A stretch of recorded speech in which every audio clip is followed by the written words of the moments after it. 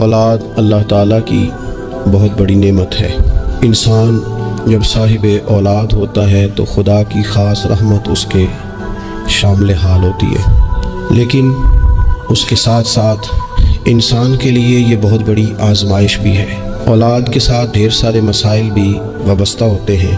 उनके लिए उनके वालिद और उनकी वालदा के ज़िम्मे जो हुकूक अल्लाह रसूल ने सल्लल्लाहु ताला अलैहि वसल्लम आयत फरमाए हैं, उनका ख्याल रखना भी बड़ा ज़रूरी है। हमारे यहाँ ये होता है कि माँ बाप यकीनन औलाद के लिए अच्छा ही सोचते हैं, लेकिन चूँकि हमारी सोचें हमेशा दुनियादारी के गिर्द घूमती हैं और हमारे ज़माने में कामयाबी का मेयार ही लोगों ने इक़्तिदार को, माल को, जाहो हशमत को बना लिया, तो फिर अपनी औलाद के लिए भी लोग इसी के हुसूल को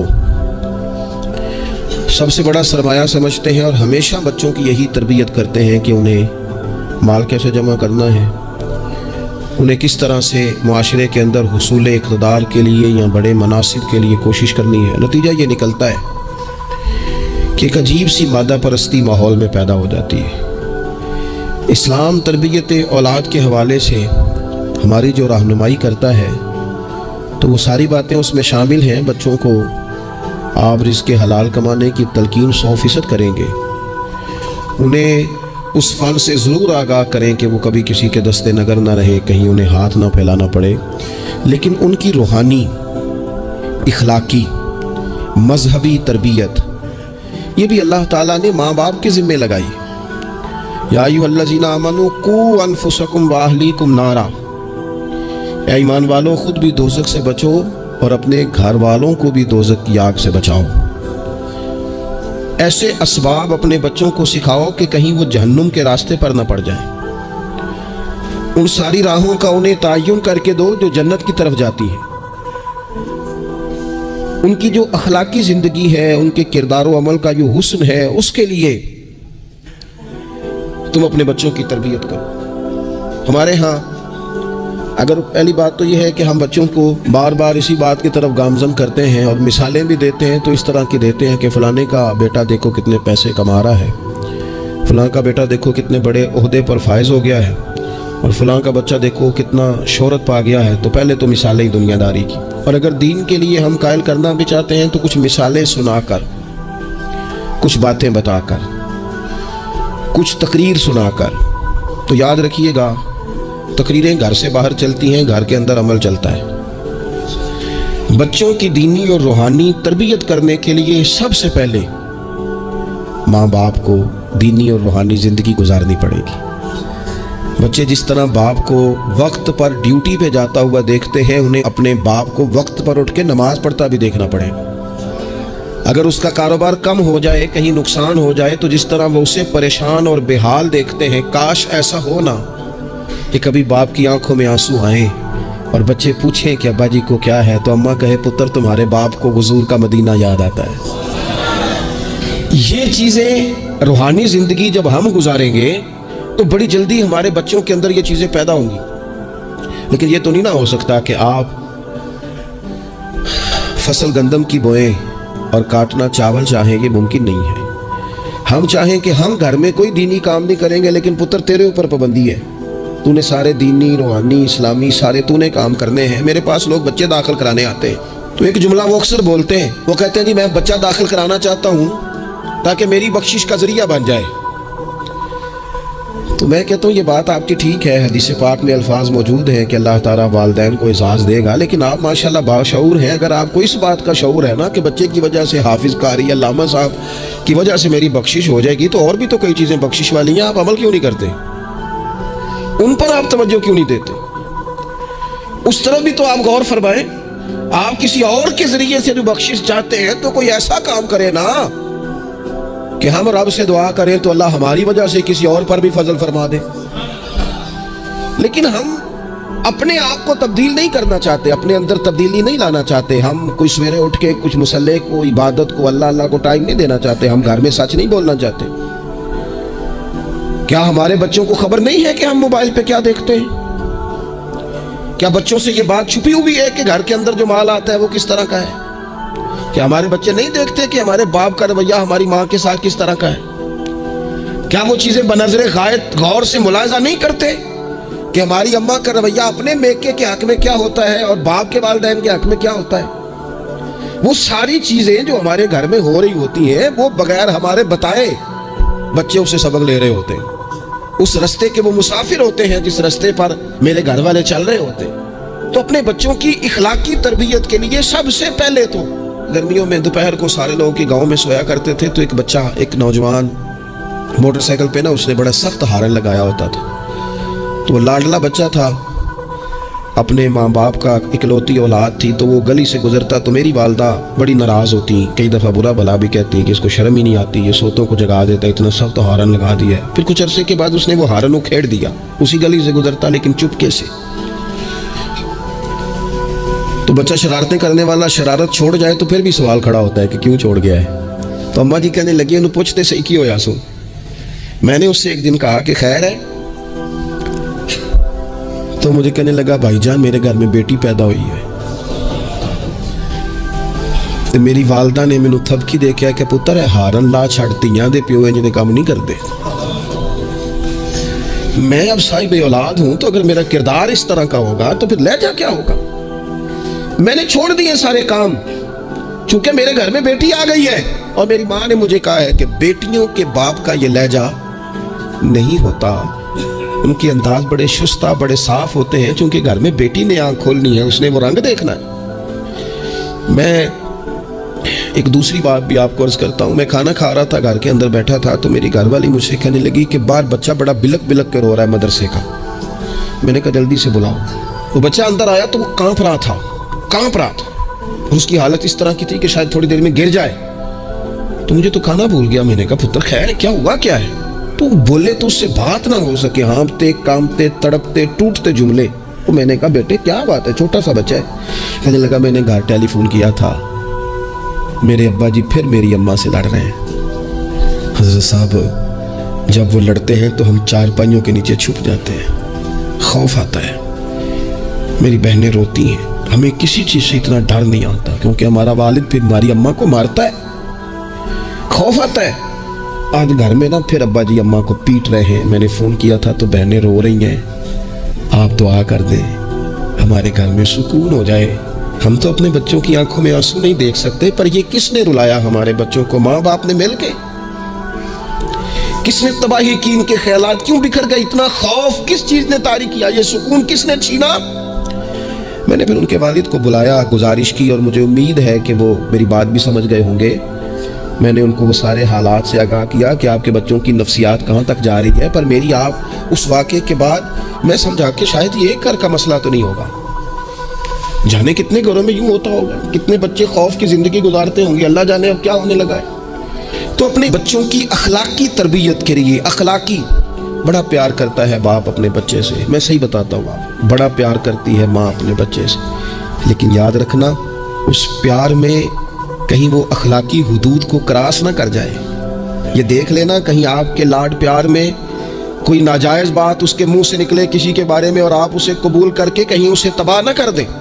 باپ میں نے دیکھا ہے یہ کام کرتے ہیں کہ بچے نے اگر کبھی کوئی تحفہ مانگ لیا ہے اور موقع آ گیا ہے تحفہ دینے کا تو باپ اوور ٹائم بھی لگاتا ہے۔ والد کہتا ہے اپنی فیکٹری کے مالک سے کہ میں تھوڑے تھوڑے کٹوا دوں گا، پر مجھے بچوں کے لیے گفٹ خریدنا ہے، ان کے کپڑے بنوانے ہیں، بڑی جان جوکھوں میں ڈالتا ہے، اور وہ کہتا ہے کہ میں اپنے بچوں کو مایوس نہیں دیکھنا چاہتا، میں اعلیٰ سے اعلیٰ چیز بھی لاؤں گا۔ پر آپ کو پتہ ہے اللہ کے پیارے رسول علیہ السلام نے فرمایا کسی باپ کا اپنے بیٹے کے لیے، اپنی بیٹی کے لیے سب سے بہترین تحفہ یہ ہے کہ وہ اپنے بچوں کو اچھا ادب سکھا دے۔ یہ سونا تحفہ دیا ہے باپ نے کہ اس بچے کو اس نے اچھی تربیت سے روشناس کرا، یہ خوبصورت تحفہ سونا ایک کمال کر دی والد نے کہ اس نے اپنے بچے کے آداب زندگی میں ایک اچھے ادب کا اضافہ کیا۔ آپ نہ ہزاروں کا لاکھوں کا تحفہ لے کے آئے لیکن اس کی اخلاقی تربیت کریں، اس کے کردار میں جاذبیت پیدا کریں۔ ہو نہ آج بھی کوئی ماں ایسی جو غوث پاک کی ماں کی طرح کہے پتر بھوک کاٹ لینا پر جھوٹ نہ بولنا۔ ہو نہ کوئی ماں آج بھی ایسی جو بابا فرید کی ماں کی طرح یہ کہے پتر تجھے شکر پسند ہے پر ملے گی تب جب تو نماز پڑھ کے مصلی اٹھائے گا۔ ہو نا آج بھی کوئی خواجہ بختیار کاکی کی ماں جیسی ماں جو سارا دن گھر میں سپارے پڑھتی رہے اور 15 سپارے یاد ہوں اور صبح شام پڑھے.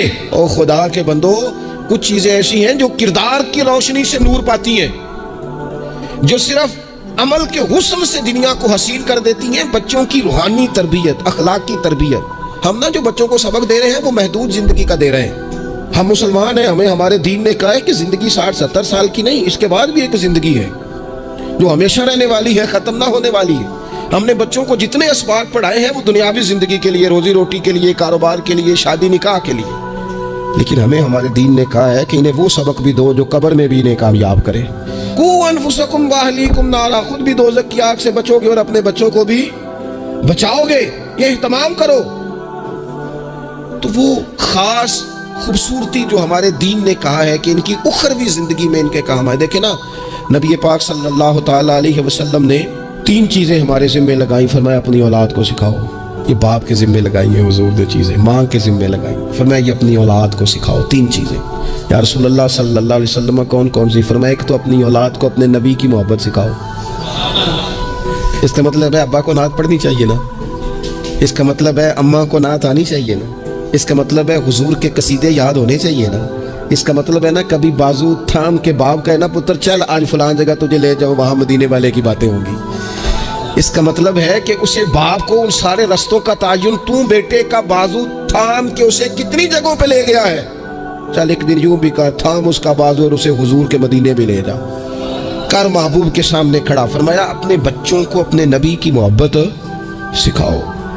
اور فرمایا دوسرے کام یہ کرو کہ اپنے بچوں کو اپنے نبی کی اولاد کی محبت سکھاؤ. سکھائی حضرت عمر نے جناب عبداللہ کو، عبداللہ ابن عمر کو محبت، تو پھر انہوں نے محبت کی.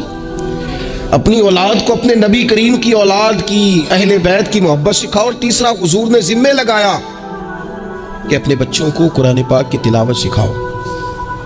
یہ ماں باپ سکھائیں، پہلے خود سیکھیں پھر اپنے بچوں کو سکھائیں. انہیں کہ پتر آ بیٹھ میرے پاس بیٹھ کے قرآن شریف پڑھ، میں تجھے پڑھاتا ہوں. تلاوت کلام مجید تو ہر مسلمان کے لیے صحیح تلفظ سے سیکھنا ضروری ہے، تو پہلے سیکھیں پھر سکھائیں. تو ان کی اخلاقی تربیت، روحانی تربیت. 2 انسان کی تربیت کے مزاج ہوتے ہیں، ایک اس کی ظاہری تربیت ہوتی ہے، ایک اس کی باطنی تربیت ہوتی ہے. اس کے ظاہر کا بھی خیال کریں. نبی پاک علیہ السلام کے سامنے ایک بچہ کھانا کھا رہا تھا تو جہاں سے مرضی کھا رہا تھا، تو اللہ کے پیارے رسول صلی اللہ تعالیٰ علیہ وسلم نے فرمایا سیدھے ہاتھ سے کھاؤ اور اپنی سائیڈ سے کھاؤ، اللہ تمہیں برکت عطا کرے گا. بچوں کو اخلاق کا، آداب کا طریقہ بھی بتایا جائے. ہمارے ہاں نا شادی سے واپس آ کر، محفل سے واپس آ کر بچوں کو ڈانٹا جاتا ہے کہ آج تو آپ نے بڑی انسلٹ کرا دی، آپ کو روٹی نہیں کھانی آئی. تو بھئی یہ بچوں کو آپ ڈانٹے نہیں. یہ تو آپ کو چاہیے تھا کہ اس سے پہلے سکھایا جاتا کہ کھانا کیسے ہے، بیٹھنا کیسے ہے، جانا کیسے ہے، کسی سے سلام کلام کیسے کرنا ہے. یہ ڈانٹنے کی بات ہے؟ یا استاد کو چاہیے تھا کہ اپنی کارکردگی پر غور کرتا، بجائے اس کے کہ اپنی کارکردگی کو دہرایا جائے. الٹا آپ اس شخص کو ڈانٹ رہے ہیں جو زیر تربیت ہے. اور پھر بعض اوقات یہ ہوتا ہے کہ بچوں کو اس طرح ڈانٹا جاتا ہے. ہمارے صوفیاء نے لکھا ہے جب بچے پہ غصہ آئے تب اسے سزا نہیں دینی، ایک دن بعد سزا دو یا کچھ گھنٹوں کے بعد، اس لیے کہ غصے میں جو سزائیں دی جاتی ہیں وہ حد سے کراس کر جاتی ہیں. بچوں کو مناسب انداز میں سزا دینا بھی شریعت میں موجود ہے. سب سے زیادہ حضور پیار کرتے ہیں امت سے، لیکن نبی پاک صلی اللہ تعالی علیہ وسلم نے فرمایا 7 سال کے بچے کو نماز کا کہو اور 10 سال کا نہ پڑھے تو سزا دو. اسے مناسب حد تک تنبیہ کرو، سزا دے کے بھی پڑھاؤ. کیونکہ عمر ایسی ہوتی ہے، آپ کو فصل کو پانی بھی دینا پڑتا ہے اور جڑی بوٹی کو کاٹنا بھی پڑتا ہے. ہم کو بندہ کہ نہیں میں بڑے مہربان طبیعت کا مالک ہوں جی، میں جڑی بوٹی کیسے کاٹوں؟ تو بھئی جڑی بوٹی کو کاٹنا بھی فصل سے پیاری ہے، اس پر بھی توجہ ہونا چاہیے. ایک مناسب مقدار میں آپ کسی چیز کو بھی رکھیں، افراط اور تفریط سے پاک. بچے کو مناسب حد تک آپ تنبیہ کریں، اس کی ظاہری باطنی تربیت پر توجہ دیں. حضرت عمر بن عبدالعزیز رحمۃ اللہ علیہ کے والد مصر میں ہوتے تھے، اور جناب عمر بن عبدالعزیز حضرت صالح بن کسان رحمۃ اللہ علیہ ایک محدث تھے، ان کے پاس مدینہ طیبہ میں تعلیم حاصل کرتے تھے. تو آپ نے اپنے استاد صاحب کے پیچھے عصر کی نماز پڑھی، تو ایک رکعت آپ کی لیٹ تھی، اٹھ کے آپ نے نماز پوری کی. تو حضرت صالح بن کسان محدث تھے، عالم تھے، حدیث پاک کو جاننے والے. وہ حضرت عمر بن عبدالعزیز سے کہہ رہے ہیں بچپن ہے اور والد مصر میں. انہوں نے پوچھا بیٹا کہاں تھے؟ نماز میں ایک رکعت میں نے دیکھا کہ آپ نے دیر سے نماز پڑھی ہے. تو عرض کرنے لگے میں نا حضور کنگھی کر رہا تھا. بعض بچے آئینے کے سامنے کھڑے رہتے ہیں پھر بڑی بڑی دیر ہی کھڑے رہتے ہیں. کنگھی کر رہا تھا تو ذرا دیر ہو گئی. حضرت صالح بن کیسان رحمۃ اللہ علیہ نے ان کے والد کو مصر میں خط لکھا. فرمانے لگے جوانی بھی ہے, موقع بھی ہے, فرصت بھی ہے, اور ابھی بھی آپ کا بیٹا جماعت سے نماز نہیں پڑھتا. مصر میں خط گیا. آج جب میں نے پوچھا ہے تو اس نے کہا میں کنگھی کر رہا تھا. اتنے معمولی سے کام کے لیے اس نے تکبیر اولا چھوڑ دی. اب وہاں مصر میں بیٹھے والد نے یہ نہیں کہا کہ مولوی صاحب آہستہ آہستہ ٹھیک ہو جائے گا, آپ کو کیا ہو گیا ہے, کوئی بات ہے کرنے والی. انہوں نے وہاں سے گھوڑے پہ بندہ دوڑایا. بندہ مدینہ طیبہ آیا.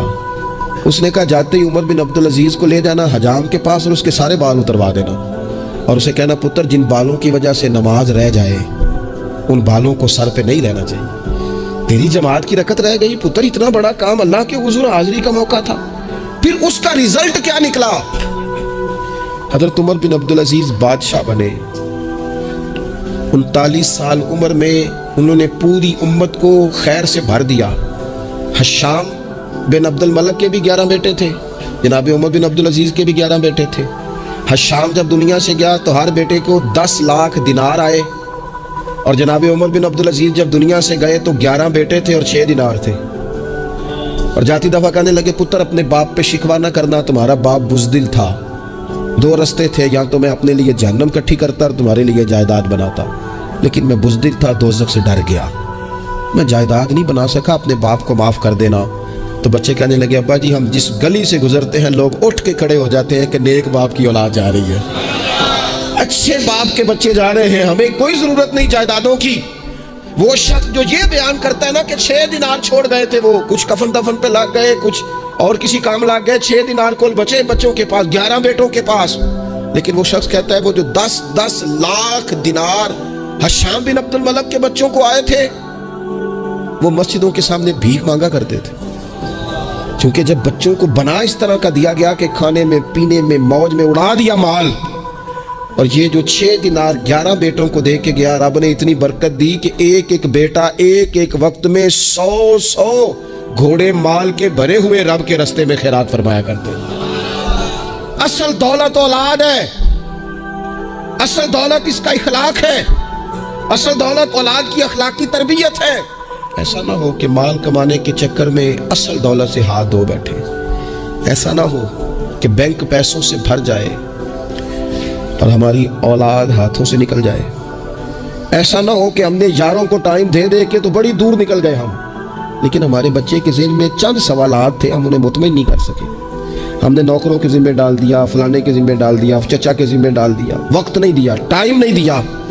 کائنات میں سب سے مصروف زندگی رسول کریم کی ہے, پر حضور تو انہیں کندھوں پر بھی بٹھایا کرتے تھے, نماز میں بھی بچے ساتھ آ جاتے تھے اپنی. اور پھر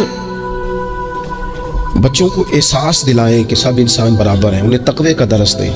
آپ نے ناراض نہیں ہونا. امیروں کے بچوں کو یہ سبق دیا جاتا ہے کہ تہاڈا سٹیٹس نہیں ہے, تسی فلانے نال کھیڈن ڈے سو. حضرت عمر کے زمانے میں ایک گورنر کے بیٹے نے غریب کے بیٹے کو مارا تھا, تو حضرت عمر نے نا گورنر صاحب کو معزول کر کے اونٹ چرانے پہ لگا دیا. لوگوں نے کہا ابے کا کیا قصور ہے؟ فرمانے لگے اس کا بھی تو قصور ہے نا, اسی نے تو اسے بتایا کہ تو گورنر کا پتر ہے. اگر وہ بتاتا کہ بیٹا قانون سب کے لیے ایک جیسا ہے تو یہ کام نہ ہوتا. چھوڑ دو, کمی اور چودھری کی تقسیم, تمہاری اولادیں بچ جائیں گی. چھوڑ دو امیر اور غریب کا فرق, بچے متقی اور پرہیزگار ہو جائیں گے. چھوڑ دو یہ سٹیٹس کا دھندا, تمہاری اولاد کے دل سے کبر اور تکبر نکل جائے گا. محبوب نے یہ فرق مٹا کے ہمیں بتایا ہے کہ اخلاق حسن ہے, کردار معیار ہے. تمہارے اندر اگر تقوی کی دولت آتی ہے تو یہ اصل اعزاز ہے. خوش قسمت ہے وہ باپ جس کو کوئی آ کے کہے کہ تیرے بیٹے کو نماز پڑھتے دیکھا ہے. میں نے ایک جگہ نا ایک تراویح پڑھی, تو میرے ساتھ ایک صاحب تراویح پڑھ رہے تھے, روتے جا رہے ہیں. تو میں یہ سمجھا کہ شاید ان کو قرآن مجید کی سمجھ آ رہی ہے, چلے تھوڑا بہت میں بھی طالب علم ہوں قرآن پاک کا. تو میں نے کہا ایسی آیات تو نہیں ہے اتنا رونے والی, لیکن بہت ہی رو رہے ہیں. تو 2 رکعتوں کے بعد میں نے ان سے کہا کہ اب تو آپ کی کیفیت وہاں چلی گئی ہے کہ نماز میں اتنی آواز نکلنی نہیں چاہیے, کیا مسئلہ ہے؟ تو کہنے لگے حضرت صاحب میرا پتر پہ تراویح پڑھاتا ہے. تو یہ دیکھیں نا, یہ بہت بڑی خوبصورتی ہے. لیکن یاد رکھیں اس کا حافظ قاری عالم ہونا بھی بڑی بات ہے, لیکن شرط یہ ہے کہ وہ اخلاقی طور پر اگر ایک اچھا انسان بن جائے تو پھر بھی بڑی بات ہے. اگر آپ کو یہ کوئی آ کے بتائے کہ میں جا رہا تھا چکی پہ गंदुम लेकर पिसवाने के लिए, लेकिन तेरे बेटे ने तो जल्दी से मोटरसाइकिल रोका है। उसने कहा चाचा जान मुझे देना, मैं छोड़ के आता हूँ। और मैं जा रहा था डॉक्टर की तरफ दवा लेने, लेकिन उसने कहा कि आप इधर मेरे साथ आए ना, मैं जाता हूँ आपको लेकर के। ये बहुत बड़ा एहसास है। बच्चों को अखलाकन मजबूत कर देना, उनके किरदार के अंदर वो खूबसूरती ले आना। मैं बड़े दर्द से आपसे अर्ज करूं, हम अपनी औलाद की तकलीफ नहीं दे सकते, देखी नहीं जाती, कैसे देखेंगे? तो मुझे बताओ, क्या खुदा न खास्ता अल्लाह ताला सबको महफूज करे, क़यामत में अगर औलाद को अजाब होगा तो देखा जा सकेगा? और अगर नहीं देख सकते तो फिर खुदारा कभी भी इन्हें रिज़्क़ हराम ना खिलाना। थोड़ी रोटी लेकिन हलाल, थोड़ा माल मगर जायज़, सादा सवारी मगर जायज़ पैसों। मेरे नबी पाक सल्लल्लाहु अलैहि वसल्लम ने फरमाया, जो गोश्त हराम से पलेगा वो जन्नत में नहीं जाएगा। अपने बच्चों के लिए रिज़्क़ हलाल का बंदोबस्त करें। जिस तरह ढूंढ के लाते हो ना बच्चों के लिए अच्छा गोश्त, ढूंढ के लाते हो ना बच्चों के लिए वो ग़िज़ा जिसमें मिलावट ना हो, ढूंढ के लाते हो ना बच्चों के लिए वो वाला खाना जो गैर मेयारी ना हो, मेयारी हो, ढूंढ के लाते हो ना खालिस चीजें अपने बच्चों के लिए, इसी तरह उनके लिए तय्यब और ताहिर रिज़्क़ भी लेके आओ, ताकि उनके अंदर रूहानियत पैदा हो, ताकि तकवे की रोशनी दौड़े। इमाम हसन रज़ी अल्लाह ताला अन्हु मस्जिद नबवी शरीफ में तशरीफ लाए तो सदके की खजूरों का ढेर लगा हुआ था। एक खजूर बचपना था, उठा के मुंह में रख ली। अल्लाह के रसूल सल्लल्लाहु अलैहि वसल्लम ने उंगली डाल के निकाल दी। फरमाया पुत्र, मेरी औलाद के लिए सदका जायज़ नहीं है। उंगली डाल के हुजूर ने निकाल दी। हमें ये सबक दिया कि तुम्हारी औलादों के करीब सिर्फ वो रिज़्क़ डालना चाहिए जिन्हें रब रसूल ने उनके लिए जायज़ रखा। अगर गले में उंगली डालकर भी तुम्हें वो लुक़मे निकालने पड़े तो निकाल देना।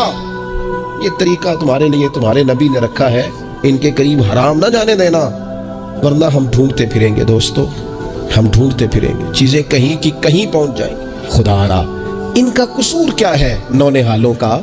ये तो हमारी गोद में पलते हैं, क्यों हम उन्हें वो वाला माल ला के देते हैं जो इनके लिए जायज़ नहीं? क्यों ऐसी चीज़ें इन्हें फराहम करते हैं कि इन बेचारे भोलों को पता ही नहीं अब्बा क्या कुछ ले आया? तैयब, हलाल, पाकीज़ा, साफ सुथरा, मेयारी इनके लिए ग़िज़ा का बंदोबस्त करें। और इनके लिए एक बात और आपको आखिर में अर्ज़ करनी है, ये आपने ना मेरी मिन्नत समझनी है।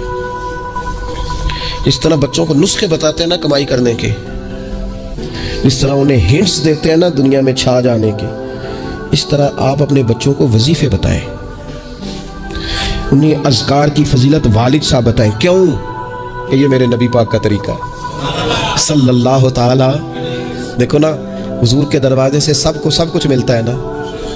और सहाबा कहते हैं जो चीज़ नहीं सुनी ना कभी वो लफ्ज़ नहीं है, ये ला नहीं है, ये सुना ही नहीं कभी। लेकिन नबी पाक सल्लल्लाहु ताला अलैहि वसल्लम ना सहरी के वक़्त सैयदा फातिमा आराम फरमाती, सहरी के वक़्त, तो हुजूर ने हमारी तालीम के लिए, हमें समझाने के लिए बेटी को पाँव से पकड़ कर उठाया। फरमाया फातिमा उठो, ये तो रब से रिज़्क़ मांगने का वक्त है, उठो, तुलुए फजर से तुलुए सादिक तक अल्लाह ताला रिज़्क़ तकसीम करता है, उठो मुसल्ले को आबाद करो। शायद यही वो सबक था कि इमाम हसन कहते हैं फिर मैंने अपनी माँ को सारी सारी रात ही मुसल्ले पे देखा, सारा सारा दिन ही दुआएं मांगते देखा। ओ देखो मेरे दोस्तों, हुजूर के दरवाजे से सबको सब कुछ मिलता है, पर जब सैयदा फातिमा ने कहा था ना या रसूलल्लाह गुलाम मिल जाए, तो करीम रसूल ने बेटी को वजीफा दिया। चलो हुजूर की सुन्नत समझ के अब्बा जी एक एक वजीफा बताए ना अपनी अपनी बेटियों को, बताएंगे इंशाल्लाह। चलो एक एक वजीफा बताए ना बेटों और बेटियों को, और कहे कि ये मैं भी पढ़ता हूँ, बड़ी बरकत वाला है पुत्र, तू भी पढ़ा कर। ये वजीफा बताएं गोद में बिठा के। मैंने कहा हम हिंट्स देते हैं माल कमाने के, ये भी तो दो ना। तो नबी पाक अलैहिस्सलाम ने कहा पुत्र, गुलाम तो मैं मदीने के गरीबों पर तकसीम करूँगा, लेकिन तुझे एक वजीफा देता हूँ, 33 बार सुभान अल्लाह पढ़ा कर, 33 बार अल्हम्दुलिल्लाह पढ़ा कर, 34 बार अल्लाहु अकबर पढ़ा कर। जब भी ये वजीफा ख़त्म होगा रब गुलाम आज़ाद करने का सवाब अता फरमाएगा। इस तस्बीह का नाम ही तस्बीह फातिमा है, और शान ये है कि फरमाया अगर किसी के गुनाह समुंदर की झाग के बराबर भी हों तो हर नमाज के बाद ये पढ़े, अल्लाह सारे गुनाह माफ फरमा देगा। थोड़ा थोड़ा किसी वक्त बैठ ना जाए बच्चों को लेके घर के अंदर के पुत्र आओ ना आज दुरूद शरीफ पढ़े।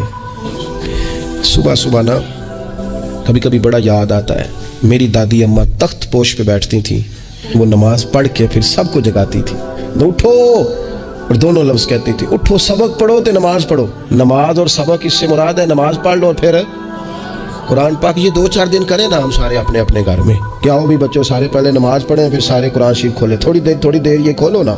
امید ہے رب کے فرشتے رحمتوں کا نزول فرمائیں گے. تو بچوں کی روحانی، اخلاقی، عملی، دینی تربیت پر ہم نے توجہ دینی ہے. اللہ تعالی ہمیں اس کی توفیق عطا کرے.